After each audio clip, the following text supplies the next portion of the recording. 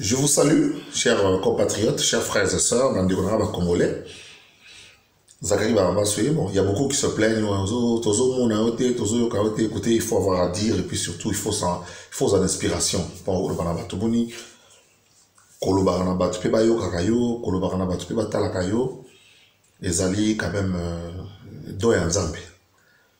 Alors, Bissolo Kwangaï, en comprenant personnellement que place dans les Congo, parce que nous avons un rôle à jouer dans le Congo pour nous Italie Mboka, pour nous expliquer Batoumine Zoleka. Nous avons une capsule à Mike, il y a un coussé, sujet par sujet, pour te mélanger à rater. Nous avons expliqué Bolingwa Congo. Mais nous avons une grâce, moi personnellement,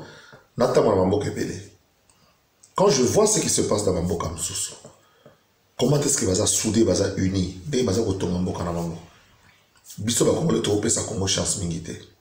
En fait, en réalité, dans le Congo, opposition aux alatés. D'abord, opposition aux alatés. Parce que la vraie opposition, Lélo la Kata Congo, le vrai ennemi à Congo, Lélo en tant que nation, en tant qu'État, les alliés pauvreté, les alliés misère, les alliés, comment dirais-je, moté mamabé.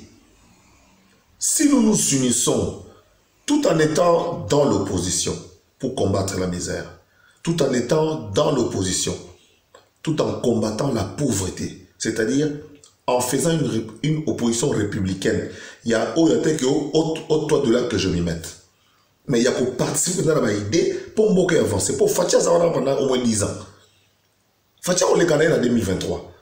On a pendant Eyebani. Mais si 2028, tu as cal ti wapi pour entre-temps bateau ba tchama cal na yemo fati finalement ils bien mais la majorité va congolais autotikali la majorité va congolais oyo batikali parce que le problème il y a autant que ça va na bango qu'on se faire soigner il y a kolia il y a kolata et puis il y a vivre na esengo les non fonctionnaires asa incapable il y a aucun côté na bana na congé asa incapable yemo ko zo congé. On va travailler du 1er janvier au 31 décembre, chaque année sans repos, sans tenir compte, il y a des maladies, il y a des conditions hygiéniques qui sont constantes dans la minité. Là, on sait qu'on a des Congolais. Toi, on sait l'exemple de Mboka. C'est vrai que Mboka est qui mais sur tel bazo soit na même bazo avancé. Bazo soit na même bazo kotonga Mboka.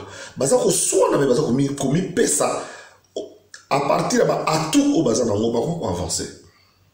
Mais bisot on dirait toujours que ça tant moko boye na komi finga na komi lobela mabe na osala makambo ezatina te lelo na osenga na biso ba congolais où que tu sois politique ya ngai peso ki bochenga te bokomona esila tous dans la politique ya ke kwa avancer parce que pour ngai opposition dans kati ya mboka kwa Congo ya na tina te tout ça ça va kanisibe ba ile tokende en 2028 to petit fachi deuxième mandat na et puis, en 2028, tout le qui veut comme on l'aime, pas forcément pour yo, t'es, moussou pas comme on a paix, à son guépé moga to avancer.